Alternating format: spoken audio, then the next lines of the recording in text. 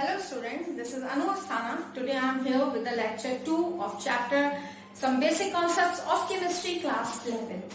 इसके previous lecture में हम लोगों ने देखा था इंट्रोडक्शन ऑफ केमिस्ट्री, साथ ही साथ हम लोगों ने देखा था कि मैटर का क्लासिफिकेशन हम लोग किस टाइप से करते हैं, है ना। वो सारी चीजें हम लोग पढ़ चुके हैं। अब आज हम उसी को आगे कंटिन्यू करेंगे। तो आज हम लोग जो टॉपिक्स पढ़ेंगे, कवर करेंगे, उसमें सबसे पहली चीज आता है कि प्रॉपर्टीज क्या होती है मैटर की। सेकेंडली मास, वेट, वॉल्यूम, टेम्परेचर, ये कुछ ऐसे टर्म्स हैं, मेजरिंग टर्म्स हैं, जिनको हमें पता होना चाहिए कि क्या चीजें होती हैं। तो चलिए स्टार्ट करते हैं अपने टॉपिक को। तो सबसे पहले हम लोग मैटर को समझ ही चुके थे और साथ ही साथ मैटर का क्लासिफिकेशन भी देख लिया था। अब हम लोग क्या चीज देखते हैं, प्रॉपर्टीज ऑफ मैटर। मतलब मैटर की क्या क्या प्रॉपर्टीज का मतलब आप सब जानते हैं गुण, क्या क्या गुण होते हैं। तो देखिए हर चीज के, अब हम लोग क्योंकि केमिस्ट्री पढ़ रहे हैं तो हम लोग क्या पढ़ेंगे, एक तो फिजिकल करेंगे मतलब फिजिकल प्रॉपर्टीज, और जो दूसरी प्रॉपर्टीज होंगी ऑब्वियसली चीज है कि वो क्या होंगी, that will be your chemical properties. अब हम सबसे पहले ये चीज देखते हैं कि what is the difference between the physical and chemical properties. तो देखिए फिजिकल प्रॉपर्टी का मतलब क्या है कि जिसमें आपको ऐसी प्रॉपर्टीज जिनको स्टडी करने के लिए आपको उस मैटर की कंपोजिशन में कोई भी चेंज नहीं करना पड़े। जैसे फॉर एग्जांपल अगर मैं इस बोर्ड की, अगर मैं इसको पूछता है what are the physical properties of this board, तो मैं सिंपली क्या बताऊंगी कि यहाँ पर मुझे ये मैटर है ऑब्वियसली चीज, लेकिन मुझे इसके साथ कोई छेड़छाड़ नहीं करनी है। Is it clear? मुझे इसकी कंपोजिशन में कोई चेंज नहीं करना है। मुझे जैसे मैं क्या बताऊंगी कि इसका कलर कैसा है, व्हाइट है ना।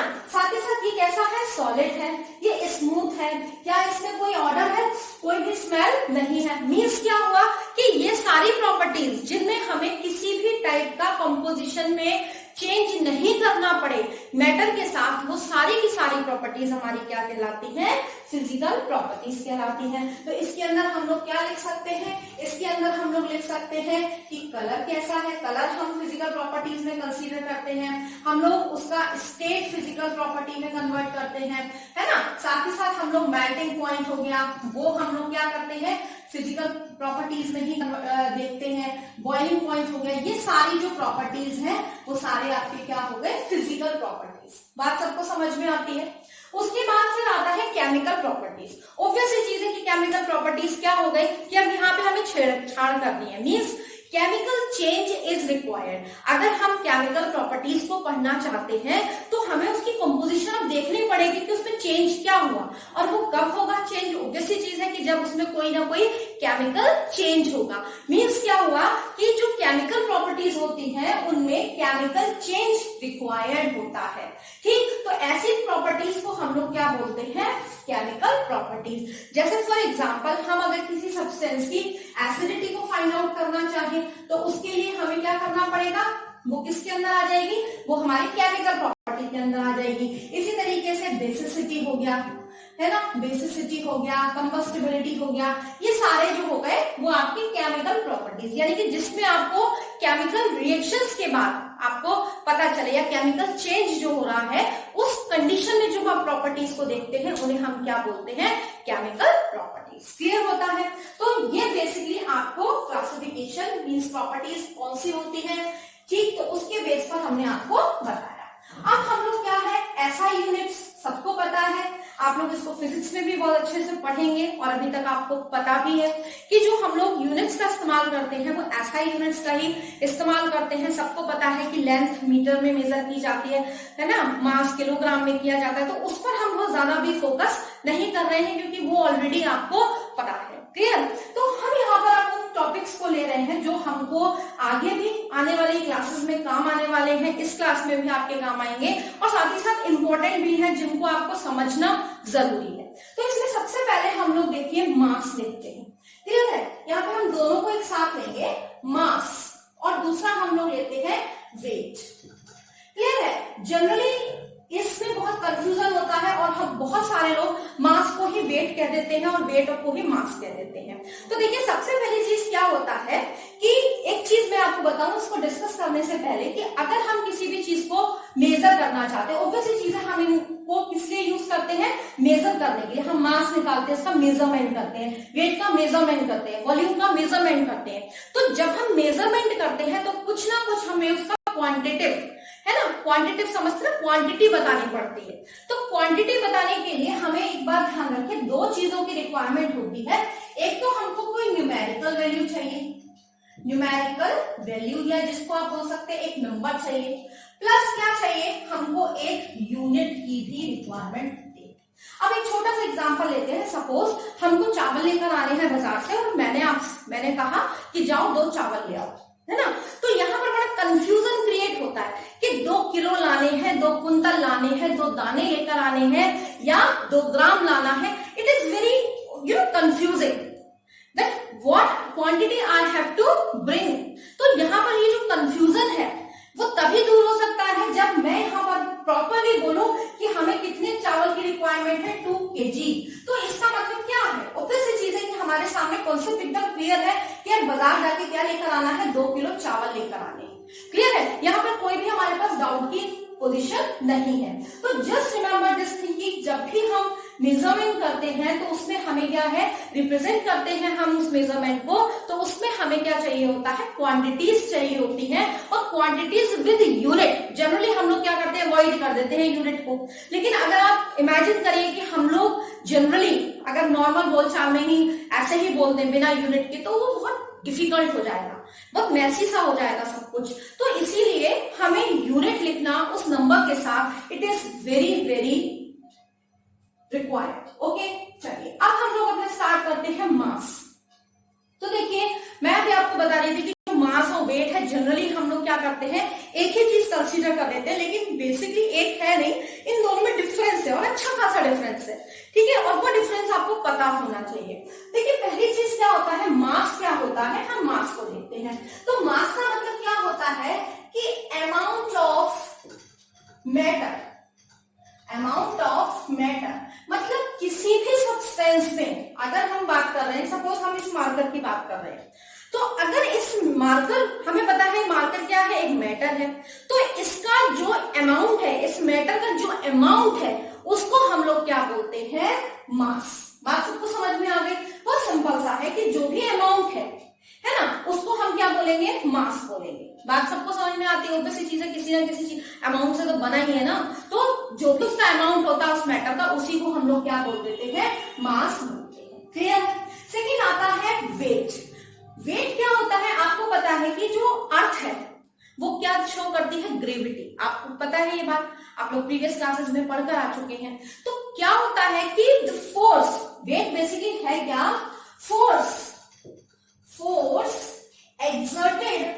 exerted by gravity, यानी कि जो ग्रेविटी के द्वारा, यानी कि अर्थ हमको खींचने में, ऑब्वियसली चीज है भाई, ग्रेविटी क्या कर रही है, आपको खींच रही है, तो वो जो फोर्स एक्सर्ट कर रही है हमारे ऊपर या किसी भी सब्सटेंस के ऊपर, तो उसी को हम लोग क्या बोलते हैं, वेट बोलते हैं। बात सबको समझ में आ गया। तो बेसिकली इन दोनों में अंतर है। अब आप ये तो नहीं बोल सकते ना कि अमाउंट ऑफ फोर्स एक ही चीज है, दोनों में बहुत बड़ा डिफरेंस है। साथ ही साथ एक और इंपॉर्टेंट चीज क्या होती है कि जैसे आप यहाँ पर है, अभी यहाँ पर अर्थ पर क्या है, ग्रेविटी है, आपको पता है। लेकिन अगर आप चले जाइए मून पर, तो वहां पर क्या है, ग्रेविटी है ही नहीं। आप प्लेनेट पे, किसी और प्लेन जैसे आप मान के चलिए मार्स पर चले जाइए, तो वहां पर ग्रेविटी बहुत कम है। तो क्या आपका जो वेट होगा वो सेम रहेगा? आप बोलेंगे नहीं, हमारा वेट क्या हो जाएगा, चेंज हो जाएगा। जैसे हम अगर यहाँ पर हैं, तो यहाँ पर हमारा वेट सपोज 60 kg है, सपोज यहाँ पर हमारा वेट अर्थ पर कितना है, 60 kg है ना, अर्थ पर हम बात कर रहे हैं। लेकिन अगर यही वेट हम कहाँ पे जाके हैं, मून पे जाके हैं, तो आपको पता है इसका 1/6 होता है, मीन्स क्या हो जाएगा, ये हमारा 10 kg हो जाएगा, कहाँ पर, मून पर। लेकिन क्या हमारा मास चेंज हो जाएगा? आप बोलेंगे कि नहीं, मास तो भाई जितना है उतना ही रहेगा ना। ऐसा थोड़ी ना होगा कि यहाँ पे हमारा मास कुछ और है, हम मून पे पहुंचे तो झड़ते झड़ाते कहीं से कोहनी थोड़ी सी झड़ गई, कहीं से हमारा उंगली कहीं से झड़ गई, फिर हम पहुंचे तो मास क्या हो गया, कम हो गया। ऐसा नहीं होगा, है ना। तो इसका मतलब क्या हुआ कि जो मास है that is your independent quantity, mass depend नहीं कर रही है, क्लियर। लेकिन यहाँ पर ये जो फोर्स है ना, ये किसके ऊपर डिपेंड कर रहा है, ग्रेविटी पे डिपेंड कर रहा है। बात सबको समझ में आती है। इन दोनों को आपको अपने माइंड में रखना है कि what is the basic difference between mass and weight. हम इनको जनरली क्या करते हैं, इन दोनों की ही जो एसआई यूनिट है ये केजी होती है, इसकी जो एसआई यूनिट होती है इट इज केजी, क्लियर। लेकिन जब हम लोग लेबोरेटरीज में वर्क करते हैं, लैब में जाते हैं, लैब में वर्क करते हैं, तो जब हम एक्सपेरिमेंट्स करते हैं तो उसमें हम किलो नहीं लेते, क्यों, क्योंकि हम ऐसा थोड़ी ना कि कोई एक्सपेरिमेंट करने गए तो हमने किलो में कोई सब्सटेंस या वो ले लिया, केमिकल ले लिया, ऐसा थोड़ी ना होगा। अगर हम ऐसे किलो किलो में लेने लगे तो एक्सपेरिमेंट करने के लिए हमें कंटेनर्स भी बहुत बड़े बड़े चाहिए होंगे, है ना। साथ ही साथ वो क्वांटिटी भी कितनी ज्यादा चाहिए, मान लीजिए 50 स्टूडेंट हैं तो 50 किलो तो हमको क्या चाहिए, केमिकल चाहिए एक बार में, तो इट इज नॉट पॉसिबल, हमें बहुत थोड़ा सा अमाउंट चाहिए होता है। तो वहां पर लेबोरेटरीज में हम लोग किसका इस्तेमाल करते हैं, हम लोग ग्राम का यूज करते हैं। तो आपको भी पता है केजी क्या है, बड़ी यूनिट है, लार्जर यूनिट है, जबकि जो ग्राम है वो कैसा है, वो स्मॉलर यूनिट है, क्लियर। अब बात करते हैं कि लेबोरेटरी में अगर हमें मास को या वेट को मेजर करना है तो हम कैसे करते हैं। तो उसके लिए हम लोग एनालिटिकल बैलेंस, जो आपने देखा होगा बैलेंस होता है तराजू टाइप का, एक शीशे के अंदर रहता है, आपने देखा होगा आपकी लैब में, वो एनालिटिकल जो बैलेंस होता है उसका हम लोग यूज करते हैं मास को और वेट को मेजर करने के लिए, क्लियर होता है। चलिए ये हमारे पास क्लियर हो गया। अब हम लोग चलते हैं नेक्स्ट टॉपिक पे, दैट इज वॉल्यूम। वॉल्यूम क्या होता है, तो देखिए वॉल्यूम का मतलब होता है, जनरली जब भी हमारे दिमाग में आता है इसका वॉल्यूम, तो एक माइंड में आ जाता है या लिक्विड होगा, है ना। लेकिन ऐसा नहीं है, वॉल्यूम किसी का भी हो सकता है, सॉलिड का भी हो सकता है, लिक्विड का भी हो सकता है, गैस का भी हो सकता है। अब वॉल्यूम होता क्या है, बेसिकली आपको पता है कि वॉल्यूम का मतलब क्या हो गया कि जितनी उसने जगह को ऑक्यूपाई किया है, जितनी जगह घेरी है ना, उसी को हम लोग क्या बोलते हैं, वॉल्यूम बोलते हैं, है ना। तो वॉल्यूम का मतलब ही क्या है, ऑक्यूपाइड स्पेस, ऑक्यूपाइड स्पेस। कोई भी सब्सटेंस कितना स्पेस घेर रहा है, अगर ज्यादा स्पेस घेर रहा है तो हम बोलेंगे वॉल्यूम ज्यादा है, अगर कम स्पेस घेर रहा है तो हम बोलेंगे वॉल्यूम कम है। तो ऑब्वियस चीज है कि वॉल्यूम का मतलब क्या हुआ कि वो सब्सटेंस कितनी जगह घेर रहा है, इज इट क्लियर। तो वॉल्यूम को अब हम कैसे, आपको पता है कैसे इसका लिखते हैं, तो वॉल्यूम क्या होता है, वॉल्यूम जो होता है that is length cube, length cube. Length cube कैसे होता है, height into breadth into what, length, है ना। मान के चलिए ये आपके पास क्यूब है, आपको क्या करना है, इसको मेजर करना है, इसकी वॉल्यूम निकालना है। तो आप क्या करेंगे, इसकी लेंथ होगी कुछ, इसकी कुछ लेंथ होगी, इसकी ब्रेड्थ भी होगी, इसकी हाइट भी होगी, ठीक। तो इसको आप क्या कर लेंगे, जब आप इनको मल्टीप्लाई कर देंगे L into B into H, तो आपको क्या मिलेगा भाई, ब्रेड्थ क्या है, वो भी एक लेंथ ही है, हाइट क्या है, वो भी टाइप की लेंथ ही है। तो इसका मतलब क्या हो गया, लेंथ क्यूब हो गया। और लेंथ की यूनिट आपको पता है, ऐसा यूनिट कितनी होती है, मीटर क्यूब मतलब मीटर होती है। तो लेंथ क्यूब का मतलब कितना हो गया, मीटर क्यूब। तो इसकी ऐसा यूनिट कितनी हो गई, ऐसा यूनिट हो गई वॉल्यूम की metre cube. Is it clear to all of you. अब देखिए यहाँ पर एक बहुत इंपॉर्टेंट चीज है, जब हम लोग न्यूमेरिकल्स करते हैं तो हमको कन्वर्जन की रिक्वायरमेंट पड़ती है, जनरली कैलकुलेशंस आ जाती है।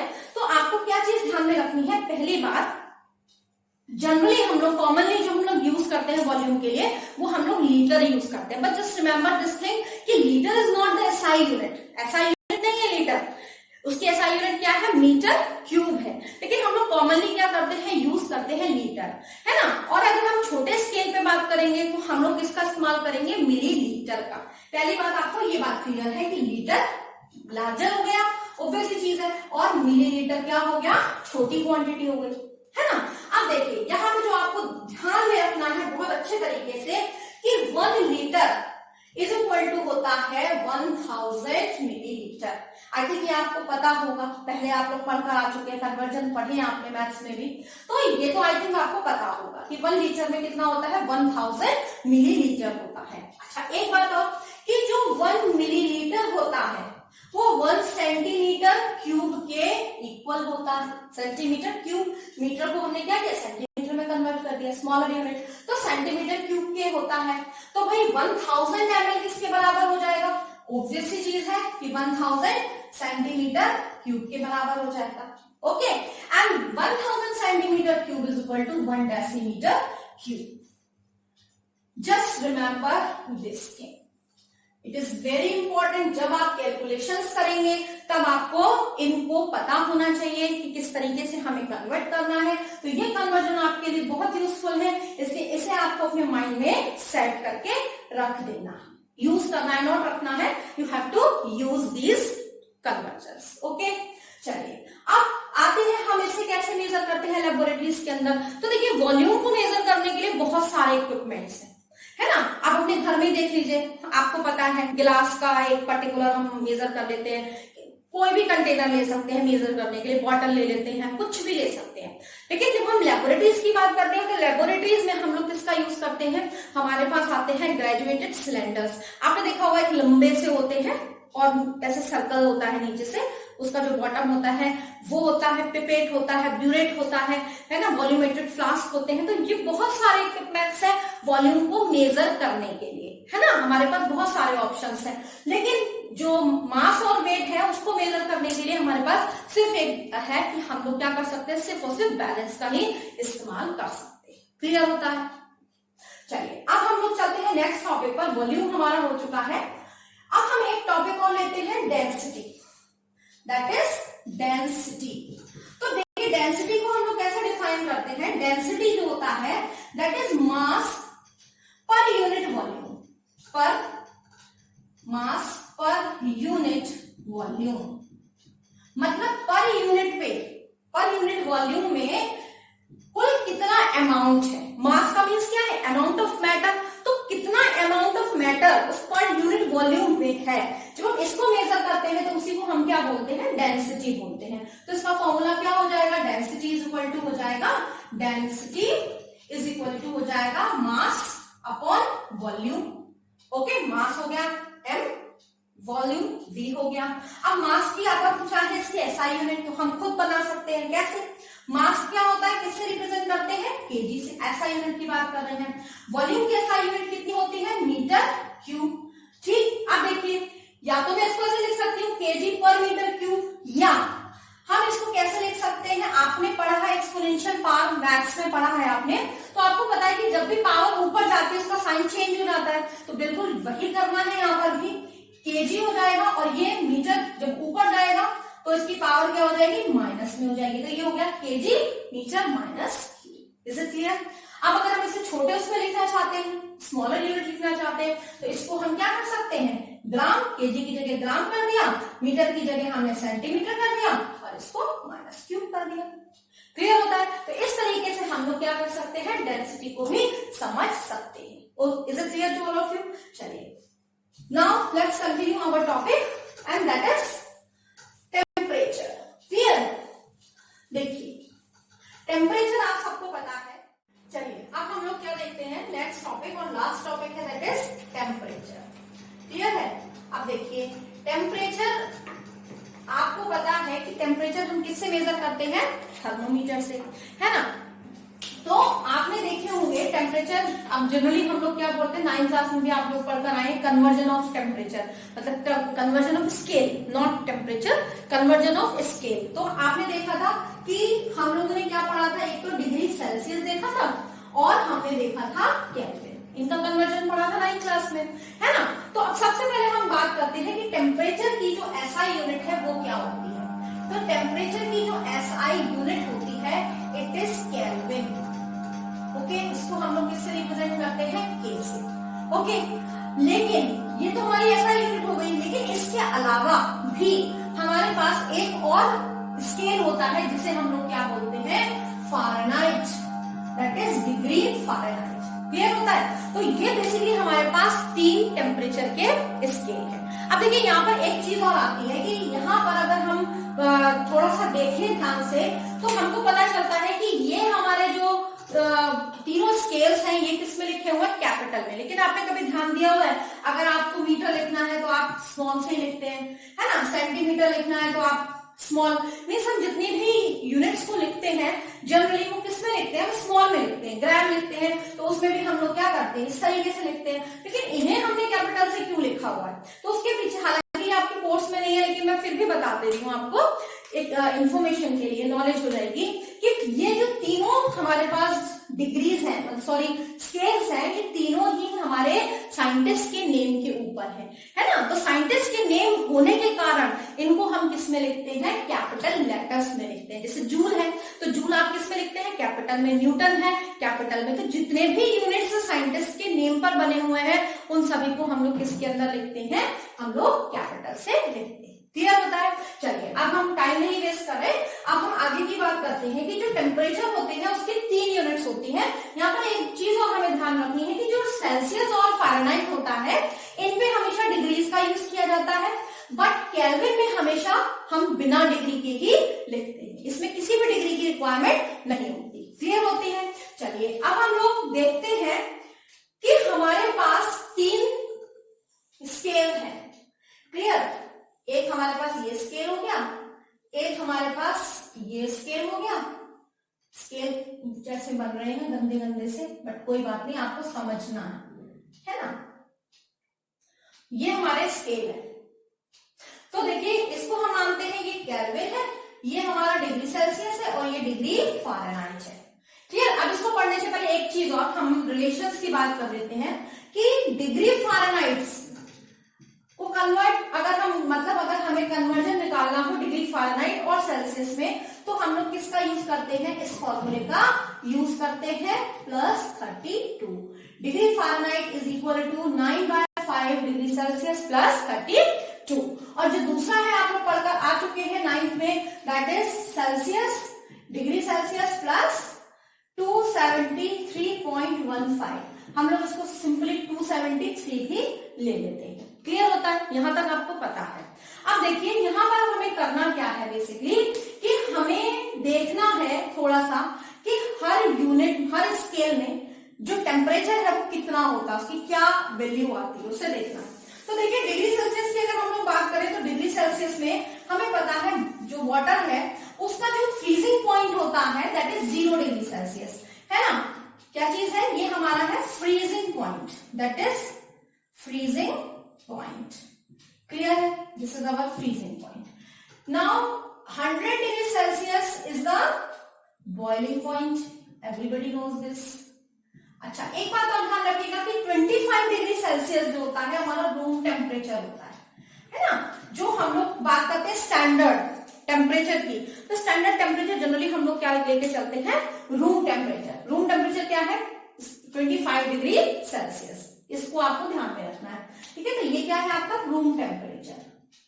क्लियर है। अब देखिए यहां पर 0 डिग्री हमारा क्या है, फ्रीजिंग पॉइंट है सेल्सियस पर, है ना। लेकिन इसकी वैल्यू केल्विन में कितनी होगी और इसी की वैल्यू फ़ारेनहाइट में कितनी होगी। In the same manner 100 degree हमारा किसमें है, 100 डिग्री हमारा आता है डिग्री सेल्सियस में, तो केल्विन में क्या होगा, फ़ारेनहाइट में क्या होगा। अब हम इसको देखते हैं। तो देखिए आपको पता है हमें क्या करना है, सेल्सियस से केल्विन में कन्वर्ट करना है। तो आपको पता है सेल्सियस कितना है, 0 डिग्री, और ये कितना है आपका 273.15। मतलब क्या हो गया, सीधा सीधा सा, जो अगर डिग्री सेल्सियस की बात करेंगे तो फ्रीजिंग पॉइंट तो वाटर का कितना है, 0 डिग्री, लेकिन केल्विन में अगर हम बात करेंगे तो ये कितना हो जाएगा, 273.15। बात सबको समझ में आ गई, 15 केल्विन। क्लियर होता है। इसी तरीके से अगर हम क्या करते हैं, इसमें डिग्री 100 डिग्री सेल्सियस को कन्वर्ट करते हैं किसमें, हम केल्विन में, तो ये कितना हो जाएगा, इट विल बी 373.15, या सिंपल आप इसको ही लिख दीजिए 3.7, 373.15 कर दीजिए। क्लियर होता है, यहाँ तक क्लियर हो गया सबको। चलिए अब हम लोग क्या करते हैं, ये तो हमारे पास आ गया, ये केल्विन में है, क्लियर हो गया। अब बात करते हैं फ़ारेनहाइट की। तो फ़ारेनहाइट में भी हमें क्या करना है, 0 डिग्री रखना है। तो देखिए इस वाली वैल्यूज को यहाँ पर हम पुट कर देते हैं। तो डिग्री फ़ारेनहाइट में निकालनी है रीडिंग, तो 9/5 किया, 0 डिग्री है हमारा डिग्री सेल्सियस, दैट इज 0 +32। तो क्या हो गया, ये पूरी टर्म 0 हो गई, तो ये कितना हो गया, दैट विल बी 32। तो हमारे पास क्या आ गया, 0 डिग्री किस में कन्वर्ट हो गया, 0 डिग्री हो गया 32 डिग्री फ़ारेनहाइट। क्लियर होता है। इसी तरीके से अब आपको किसमें निकालना है, डिग्री फ़ारेनहाइट को कन्वर्ट करना है किसमें, इसमें 100 डिग्री सेल्सियस को कन्वर्ट करना है। फ़ारेनहाइट में तो क्या हो जाएगा 9/5 इंटू 100 प्लस 32, तो 5 टू जा 10, 0, 180 प्लस 32, तो it will be 2 and 212। Okay, तो ये कितना हो गया हमारे पास, ये आ गया 212 degree Fahrenheit. Is it clear? और इस तरीके से आपका क्या होता है, ये वाला जो टॉपिक है टेम्परेचर का वो भी फिनिश होता है। अच्छा, एक चीज और रहती है यहाँ पर कि देखिए, ये आपको पता है हम लोग नेगेटिव में भी जाते हैं, -4 डिग्री, -3 डिग्री, है ना, माइनस तक चला जाता है हमारा डिग्री सेंटीग्रेड। लेकिन जस्ट रिमेंबर दिस थिंग कि केल्विन कभी भी नेगेटिव रीडिंग नहीं देगा। इसका जो मिनिमम है दैट इज 0 डिग्री, 0 केल्विन, लेकिन उससे नीचे ये कभी भी नहीं जाएगा। इस बात को आपको ध्यान में रखना है कि ये जो केल्विन होता है ये कभी भी नेगेटिव रीडिंग को नहीं देता है। Is it clear to all of you? Now ये अब आपका जो इतना कॉन्सेप्ट है, जो आज हमारे टॉपिक्स थे वो हमने कवर किए, और नेक्स्ट टॉपिक में फिर आपसे मुलाकात होगी। तब तक के लिए थैंक्स अ लॉट।